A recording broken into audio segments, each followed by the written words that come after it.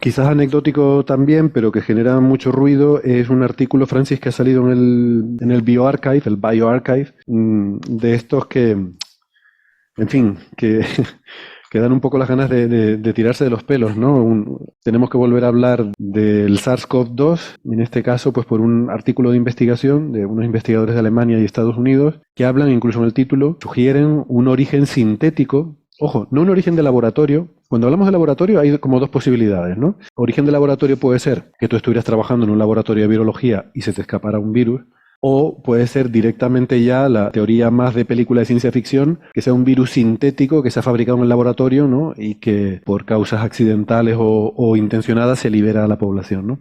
Entonces aquí hablan directamente de la opción del origen sintético del SARS-CoV-2. ¿Qué opinión te merece esto? Bueno, esto es este tipo de artículos que parecen intencionadamente escritos para generar viralidad en las redes sociales. Viralidad, nunca mejor dicho, ¿no? Es un Y sobre artículo todo muy porque los virulento. autores ya tienen una tradición, ¿vale? O sea, los autores no son cualesquiera, sino que son personas que ya llevan haciendo este tipo de cosas cierto tiempo. Entonces, ya son conocidos. Ya son Pero bueno, sospechosos yo no quiero habituales. entrar en un ataque ad hominem, al hombre, sino directamente hablar del artículo, ¿no? Este es un artículo que se Espera, titula espera. Los Huellas. autores Valentín Brutel, Alex Washburn y Antonius Van Dongen. Este nombre también mola, ¿eh? Van Dongen. Antonius Van Van Dongen. Dongen. Este rivaliza con el conde. Bueno, bueno, Puede venga. ser con Sí. Van Doku.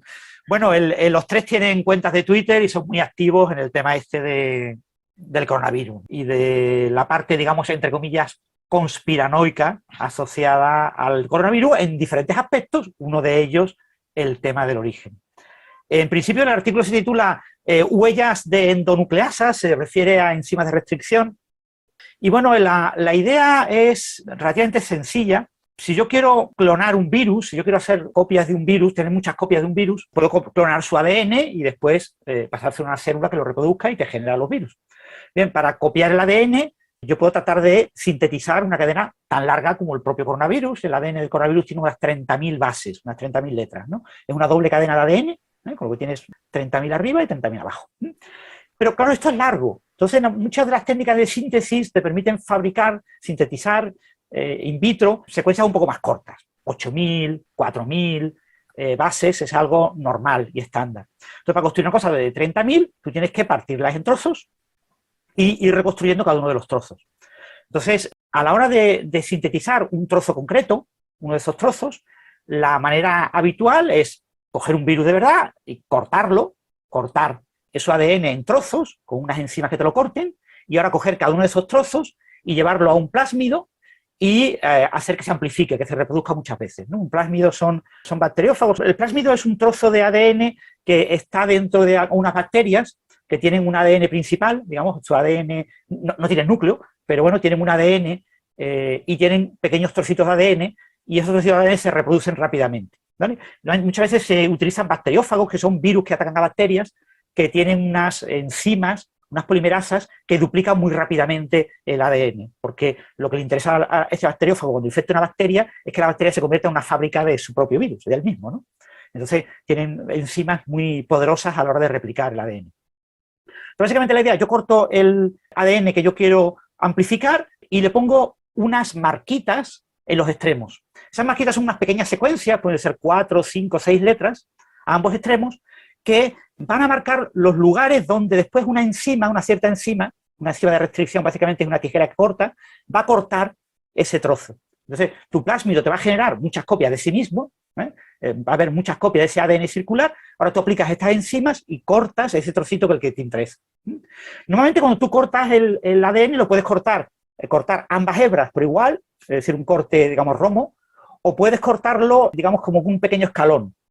Con un pequeño escalón es algo parecido a lo que ocurre con los ladrillos. Cuando ponemos ladrillos, una pared de ladrillos, ponemos ladrillos, una fila de ladrillos, y después cuando ponemos la fila de ladrillos encima, no los ponemos justo encima, sino que los desplazamos como a la mitad. Entonces, si tú pones 4 ladrillos abajo y 3 ladrillos arriba, te queda como que hay un medio ladrillo que sobresale, que no tiene el ladrillo encima, ¿vale? Entonces, esa es la idea de cortar el ADN. Cortas una de las hebras, un trocito, un extremo, cortas de la otra hebra un trocito en el otro extremo y tienes como una pieza que puedes pegar a otra pieza que pegue adecuadamente, ¿vale? O sea, si un trocito de la cadena de arriba sobresale en una secuencia y coincide con el trocito que sobresale en la cadena de abajo de la otra, pues las dos se pegan y encajan. Y así montas, a base de trocitos, montas el genoma completo de, por ejemplo, el coronavirus.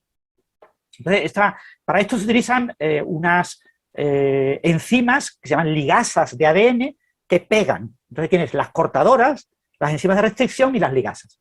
Las enzimas de restricción tienen que saber dónde cortar. Entonces las enzimas de restricción se identifican una pequeña región que se llama sitio de restricción, que es el lugar, son una pequeña secuencia de, ya os digo, 4 o 6 nucleótidos, 4 o 6 letras, que es lo que identifican el lugar donde te van a cortar, ¿vale? Entonces la enzima corta, no siempre necesariamente en estas 4 letras, sino corta un poquito detrás de las 4 letras, ¿no? Y corta, ya os digo, corta o ambas cadenas de ADN o solamente una de las hebras de la cadena de ADN, un trocito. Claro, cuando yo diseño dónde quiero clonar un ADN, por ejemplo, de coronavirus, pues yo tengo que decidir qué enzima de restricción voy a utilizar. Entonces yo digo, pues yo quiero cortar el ADN del coronavirus en trozos más o menos iguales. Cuando tú miras más o menos esa región y ves las letras que tienes. Entonces tú quieres buscar una enzima de restricción que tenga ese código, esas 4, 5, 6 letras, que coincida con alguna de las que tenga el coronavirus en esa región, para que cuando se pegue ahí la corte y te lo corte y te deje el coronavirus en esos trocitos. Entonces una de las cosas que se hace es lo que se llama un mapeado de sitios de restricción. Se coge el ADN y se buscan para diferentes enzimas de restricción dónde están esos codiguitos de letras. Por ejemplo, pongamos un ejemplo muy sencillo. En este artículo se estudian básicamente dos enzimas de restricción. Se conocen más de 200. Las hay de diferentes tipos y que cortan de diferentes maneras y con diferentes claves. O sea, tienes como 200 para poder usar y adaptarte al ADN que tú tengas, ¿no? Pero en este artículo, de manera arbitraria y sin ningún tipo de justificación, eligen 2 de ellas, ¿no? Las 2 que eligen se llaman BSMB1 y BSA1, ¿vale? Pero hay muchas otras enzimas de restricción. Bien, ambas son enzimas de restricción que utilizan 6 letras para identificar el sitio de restricción. Lo que yo haría sería hacer un mapeado en el ADN de lo que yo quiero clonar, por ejemplo, coronavirus, de sitios de restricción de las enzimas que yo tengo, de las que yo dispongo, que me interesen, y busco los que estén más o menos bien separados, ¿no? Que me dividan los 30.000 nucleótidos, pues yo que sé, en 4 trozos de 7.500 o en 5 trozos pues de 6.000 y más o menos en esa región, ¿eh? Más o menos ese tamaño. Bien, entonces yo identifico esos sitios. Yo digo, lo ideal en un laboratorio normal y corriente, lo que cualquier persona hace, es decir, es miro lo que tengo en esas regiones de separación y busco la enzima de restricción más adecuada para cada trozo. Pero claro, en este artículo no, en este artículo deciden elegir 2. Arbitrariamente elijo 2. Entonces voy a buscar a ver si se encuentran en el coronavirus, esos sitios de restricción. Y yo digo, claro, si lo que se hace es mapear los sitios de restricción para decidir cuáles son los trozos que yo corto, para después amplificarlo y replicarlo y volver a construir el coronavirus y sintetizarlo en laboratorio. Sintetizar el ADN de 30.000 bases es relativamente fácil. Hoy en día hemos sido capaces de sintetizar cromosomas enteros de bacterias. O sea, que hoy en día se puede hacer perfectamente esa replicación. Entonces, lo que plantea este estudio es, si yo elijo ciertos lugares para cortar el ADN en trozos, que después amplifico y después pego, los lugares donde se han acoplado las enzimas de restricción quedarán en ese ADN reconstruido. Y como quedarán en ese ADN reconstruido, yo puedo hacer el proceso al revés. Es decir, si del mapa saco los trozos, pues cuando los trozos los quiero ligar, me vuelven a quedar esas marcas. Entonces lo que han buscado es esas marcas de restricción en el ADN del coronavirus. Lo primero que tienen que saber todos los oyentes es que esto es una chorrada como una casa, porque como todo el mundo sabe, las enzimas de restricción modernas no dejan ningún tipo de marca, ¿vale? Se añaden adicionalmente a la propia cadena del coronavirus en los plásmidos y después se quitan de los plásmidos. Entonces cuando yo reconstruyo el coronavirus, lo reconstruyo sin haber dejado ningún tipo de marca, ¿vale? De hecho, ellos citan un artículo que hacen un clonado, unos chinos, del coronavirus del MERS, ¿no?, que es parecido al SARS-CoV-2, y no dejan ninguna marca, y lo dicen claramente en el abstract, no hemos dejado ninguna marca. Pero claro, estos señores que han escrito este artículo no se han molestado en leer el abstract del otro artículo, ¿para qué se van? Y plantean que sí quedan marcas, ¿no? Entonces, lo que hacen ellos es buscar las marcas y se encuentran una cosa curiosa. Se encuentra una cosa curiosa es que el SARS-CoV-2 tiene 5 marcas de sitios de restricción. Pero si tú haces un cálculo estadístico elemental y trivial, si dices 6 bases con 4 letras por base, tengo 4 elevado a 6 posibilidades, 4.096, en un coronavirus que tiene 30.000 bases, lo que tú esperas es que una combinación concreta de letras, si fuera el ADN del coronavirus completamente aleatorio, aparecería 7 veces en ese ADN completo. Ujú. Claro, el coronavirus no es verdad que sea aleatorio, ¿vale? O sea, la evolución es en gran parte aleatoria, pero ahí hay proteínas y está todo muy compactado y son proteínas Claro, que y tienen... hay información, hay Hay una cierta información. estructura, no va a ser aleatorio, Entonces, claro. pero bueno, ya os digo, estadísticamente tú esperas del orden de 7 más menos 3 veces que aparezcan. Y resulta que en el coronavirus SARS-CoV-2 aparecen 5 veces los sitios de restricción para 2 enzimas de restricción. Si yo tengo 2 enzimas de restricción, en lugar de 7 tengo 14 sitios, más menos 6. Entonces, si me han aparecido 5 en lugar de 14 menos 6, tengo una desviación estadística de una sigma y media. Una desviación típica y media.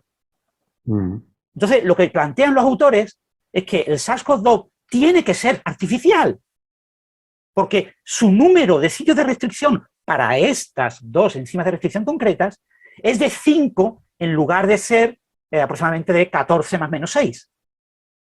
Como hay una desviación de una sigma y media, que en toda la física, en toda la biología, para cualquier persona que haya estudiado un mínimo de estadística, es fluctuación estadística y es absolutamente normal. Cuando tiro monedas cara o cruz, desviaciones de 1 y 2 sigmas me aparecen constantemente. Pero bueno, estos señores no. Para estos señores, una desviación de 1, sigma, además lo ponen en una gráfica, En una gráfica señalan el punto 1.5, z igual a 1.5, que se vea claramente que es 1,5 sigmas. Fijaros qué formas, barbaridad. no hay una cosa un 1,5 poco, sigmas significa que el coronavirus es artificial. no hay una cosa un poco rara porque además es que es 1.5 sigma, pero hacia abajo. Quiero decir que hay menos marcas Sí. de las esperables. No. En principio hay que verlo bien. Es decir, lo normal sería que fueran del orden de 14 más menos 6. Se han encontrado 5. Es decir, la mayoría de los coronavirus tienen de ese orden. Hay algunos que tienen 12, que tienen... en las tablas que aparecen en el artículo hay algunos con 8, con 12, con 16. O sea, hay diferentes números de esas marcas, ¿no? Pero aquí el punto clave que hay que recordar es eso. Primero, que nadie que fabrique el coronavirus artificialmente de esta manera va a dejar marcas. No se dejan marcas. Por otro pero lado, aparte que hay menos, o sea, insisto, que aunque tú lo hubieras fabricado y hubieras puesto marcas, lo que encuentran es que hay menos marcas de las esperables estadísticamente. claro, lo que ellos dicen es que, claro, eso es porque han cogido trozos grandes, porque han dividido el coronavirus en grandes trozos, ¿no? Claro, si yo lo divido en 4 trozos de 7.500, pues tendría 3 marcas, ¿no? Si lo divido en 5 trozos de 6.000, tendría 4 marcas, y aparecen 5 marcas. Pero es que resulta que las 5 marcas no están equidistribuidas. En el artículo dicen, y las marcas están claramente equidistribuidas. Lo dicen. Pero tú miras la figura y dices, pero perdona, en la figura no aparecen equidistribuidas. En la figura aparecen pues 2 relativamente juntas, 2 bloques largos. Voy a compartir la pantalla, perdonar los oyentes del podcast porque no lo puedo ver, pero bueno. Pero no os preocupéis que os lo describimos. Tenemos aquí las 5 marcas y tenemos un pequeño trozo, digamos, de tamaño pequeño, un trozo normal, largo, otro trozo largo, un trozo extremadamente pequeño, incluso más pequeño que el primero, después otro trozo largo y otro trozo largo. Es decir, el diseñador que ha diseñado esto para sintetizarlo químicamente en su laboratorio, o es idiota, o es torpe, o no tiene ni zorra idea de lo que hace. O sea, no tiene sentido pegar 2 trozos tan pequeños, ¿vale? Porque es malgastar. Yo tengo que... Esto es un proceso... Es la cabecera. Y entonces, cuando yo sintetizo trocitos tan pequeños... El CRC. Pierdo muchísimo tiempo. Qué bueno.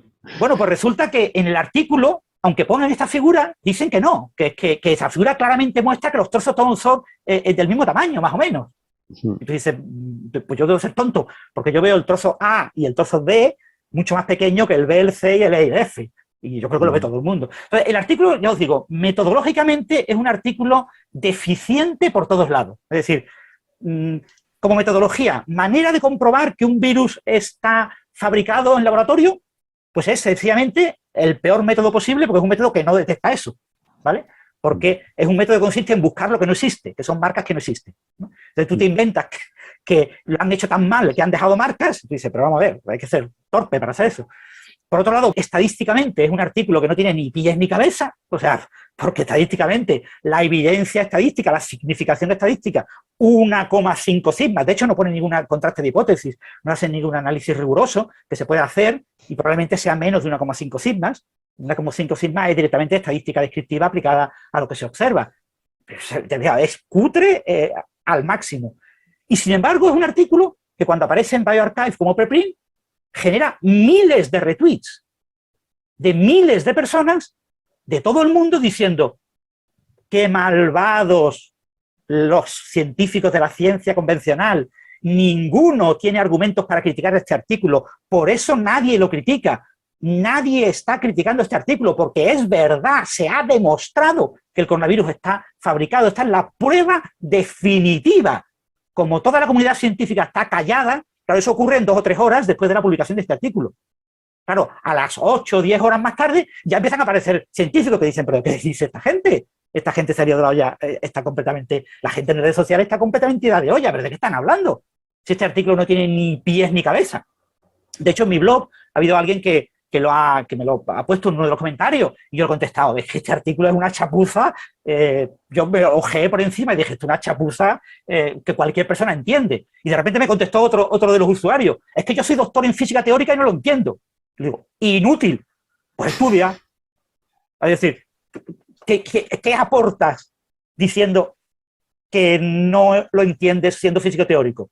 Lo único que aportas es que tú eres un torpe y no te has venido a molestar en estudiar esto, porque esto de enzima de restricción y de componer esto se estudia en COU o en segundo bachillerato, se estudia en primero de carrera en biología. Es decir, es una cosa súper básica, súper elemental. Esto lo tienes en una página web explicado.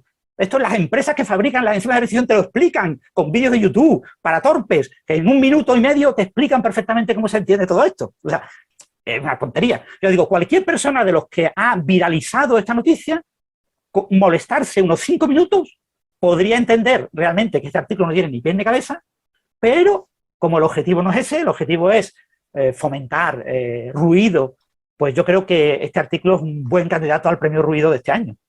Venga, lo apuntamos como candidato a premio Ruido, entonces. Sí, bueno, esta es la figura de las desviaciones típicas, te lo comentaba por el tema de Facebook. Vale, la figura. La mayor parte de los coronavirus tienen más marcas de la cuenta, por lo que están aquí arriba, pero hay algunos que tienen menos marcas de la cuenta, por casualidad, por pura estadística. Y entonces el SARS-CoV-2 está justo en medio, ¿vale? Está entre ni los que tienen muy pocas, ni los que tienen lo normal. Y claro, que esté en medio significa que es claramente...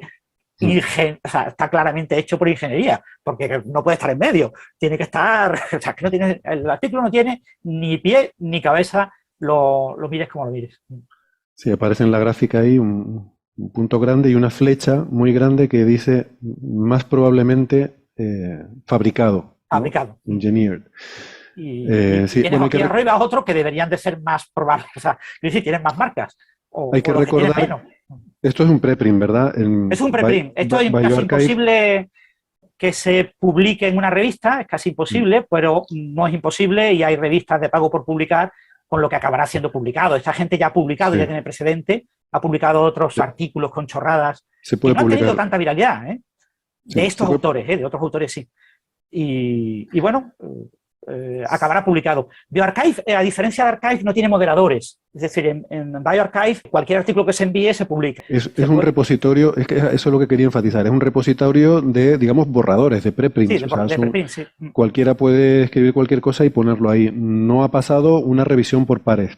Que aunque lo hubiera pasado tampoco es garantía de nada, porque cuando tú te dedicas a probar en diferentes revistas, diferentes sitios, al final darás con un revisor benévolo que te puede aceptar cualquier cosa, ¿no? Benévolo, ignorante, o sea que tampoco, lo hemos dicho a veces, que veamos un artículo publicado con la revisión por pares, con el peer review, con referees y tal, tampoco garantiza que eso sea la verdad absoluta. Claro. Pero, bueno, ya es un filtro adicional. Estos no han pasado ni eso, ¿no? Vale. Pero bueno, la verdad es que el impacto que han tenido en redes sociales es increíble. O sea, ahora mismo, bueno, yo he dicho antes 7.000, ahora son 9.500 retweets del artículo. En Altmetrics, que es una medida del impacto en redes sociales de los artículos científicos, solo miden los tweets que tengan el título completo del artículo o el link, el enlace al artículo en la página de la revista. ¿vale? Ujú. Los tweets que hablen del artículo de manera indirecta o que mencionen parte del título, pero no todo el título completo, no son contados No se lo- dentro de esto. Entonces, 9.500 personas que se han molestado en poner el enlace al artículo de la revista o el título del artículo en un tweet, son muchísimos tweets. Esto es una cosa Mm. absolutamente abismal. Bueno, tampoco quiere decir que sea bueno. A veces se cita algo mucho para criticarlo, ¿no? O sea, por ejemplo, saldrá en las referencias de Coffee Break. Esto, la verdad es que me hizo mucha gracia cuando empezaste a hablar de que estas supuestas marcas, pues, tienen una probabilidad estadística de que te aparezcan cuando tú combinas esas bases. Por resumir, es que me recordó, hay una película antigua, se me va a notar la edad, que a mí me hace mucha gracia de un cómico que se llama Steve Martin, que bueno, era muy divertida sus películas, y tiene una película con Eddie Murphy que se titula Bowfinger, en español la tradujeron El Pícaro, y es muy divertida, es una película muy poco conocida, pero muy graciosa. Y en ellas Eddie Murphy hace un personaje que está muy mal de la cabeza, un actor súper famoso, muy paranoico, y el tío se pone de los nervios con el guión porque dice que ha hecho un análisis estadístico con el que descubre que la letra K aparece, no sé, 3.300, no sé cuántas veces en el guión de la película. Y le pregunta a su interlocutor, ¿y qué?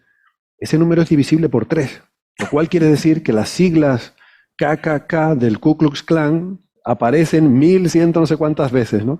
Pues esto es un poco así, o sea, tú te coges un texto grande y te pones a buscar patrones y hay una cierta probabilidad estadística de que aparezca cualquier patrón, ya sean las siglas del Ku Klux Klan o ya sean los marcadores, estas enzimas, ¿cómo se llaman? Enzimas de Endonucleasa, restricción. enzimas de Se llaman restricción. endonucleasas. Estas enzimas de restricción, pues hay una cierta probabilidad de que aparezcan, ¿no? Entonces, bueno, como decimos siempre con las pareidolias que se buscan en el fondo de microondas o lo que sea, ¿no? Tú tienes que comparar lo que tú ves con los resultados de lo que es esperable que tú encuentres. No basta con decir he encontrado círculos, tienes que decir he encontrado más círculos que los que eran esperables o menos, ¿no? Estadísticamente. Y claro, 1,5 sigma, a ver, aquí no hay nada, aquí no hay nada que ver. No hay caso, ¿no? Si Exactamente, realmente es es una así. cosa absolutamente ridícula y yo qué sé, hombre, me da un poco de vergüenza haber ocupado tanto tiempo en el podcast hablando de una chorrada como esta, pero bueno, si hemos aclarado a alguno de los oyentes el asunto, pues No, pero yo, que... yo creo que viene bien, porque también viene bien explicar el ruido, ¿no? Y creo que es una cosa que los oyentes a veces nos dicen que valoran, el hecho de poder entender que tampoco todo porque sea un estudio científico es la verdad absoluta. Y hay que entender cómo funciona la ciencia y el debate, y creo que es bueno reflejar también eso, ¿no? Y bueno, que realmente hay que esperar a que el conocimiento se vaya asentando, y hay conocimiento que está bien asentado y que lo consideramos como bien establecido, y hay cosas, pues a veces cuando nos dicen, es que cambian continuamente de opinión, ahora dicen que una cosa es así, luego que es así. A ver, eh, primero, Pero eso es conforme vamos adquiriendo conocimiento sobre ese tema. claro, suelen ser las cosas que están en la frontera que no se saben bien de las que se cambian. Y luego también digo una cosa, muchas cosas que se cambian realmente no es que se cambie, sino que se pone el foco en diferentes aspectos. A veces sobresimplificamos lo que dice un estudio para sacar un titular, y a veces de un estudio sacas un titular y de otro estudio sacas otro titular opuesto, y los dos estudios son perfectamente compatibles. Pero las sutilezas en las que uno se fija para hacer el titular A y las sutilezas en las que se fija para hacer el titular B pueden ser diferentes. Eso tengámoslo en cuenta también, que cuando vemos un titular o cuando vemos un artículo de prensa sobre un estudio científico, suele ser una sobresimplificación, a veces con errores también, y a veces es una interpretación que no refleja completamente la realidad de lo que se pone en el estudio original, ¿no? Entonces, Sí. eso tengámoslo en cuenta. Y luego sí que hay parte del debate genuino, de cosas que a lo mejor no están bien establecidas, y pues sí, pues se van cambiando. Uno tiene que saber qué es lo que está bien establecido y qué es lo que está todavía es objeto de debate. Y de lo que es objeto de debate no nos debe sorprender que haya, en fin, diferentes eh, trabajos que apuntan en un Puntos de sentido o en vista, otro. trabajos, y conforme avanza la tecnología puedes encontrar distintas soluciones, ¿no? Ujú. Sobre estos Entonces, debates y trabajos podrán leer en el próximo número de la revista Astronomía, por ejemplo, sin ir más lejos. Esto es sí. lo interesante de la ciencia. En Bueno, el campo de la física solar. exactamente. Pero bueno, que se da en la física solar como en cualquier otro campo, ¿no? Para muestra un botón, como se suele decir. Sí, ¿no? Y después una cosa muy importante a recordar en el tema de los titulares, en medios, etcétera, que lo que se destaca en una noticia, aunque sea un medio científico, siempre es lo que el periodista y el editor creen que es lo que va a hacer más llamativo hacia el público, ¿vale? nunca se intenta que el titular refleje de verdad el contenido del resultado científico. Nunca se intenta que la entradilla refleje ese contenido, sino solamente que sean llamativos, que sean como el anzuelo, y que una vez cogido ese anzuelo, ya en el contenido, dentro del desgloso de la pieza, ya si aparecen en diferentes lugares, aparece descrito más o menos correctamente, habitualmente bastante correctamente, porque se suele consultar a científicos expertos para que den su opinión y se usa mucho esa información, una descripción del contenido del artículo. Pero lo que es el titular y la entradilla siempre son para llamar la atención, son clickbait, nunca son un reflejo realista, porque los artículos suelen ser títulos absolutamente indigeribles, ¿no? Utilizando el instrumento tal y la técnica cual, se ha observado el efecto tal, un palabra, en tal sistema físico. Y tú dices, pues eso es una cosa absolutamente, como titular, es pésimo. Y quizás por ir terminando, dice Cristina Hernández, esto es más un comentario, un apunte, que por falacias utilizadas por creacionistas creo que es relevante apuntar que las mutaciones son al azar dentro de dando materia prima, pero la evolución no es al azar y genera adaptaciones. Pues sí, queda hecha la puntualización, ¿no?